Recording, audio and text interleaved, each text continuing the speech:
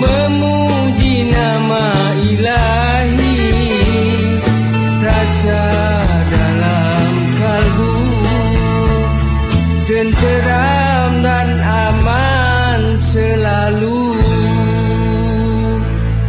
Kini tiba masanya hati gembira di hari raya, bertemu sanak dan saudara, bermaaf-maafan dengan keikhlasan.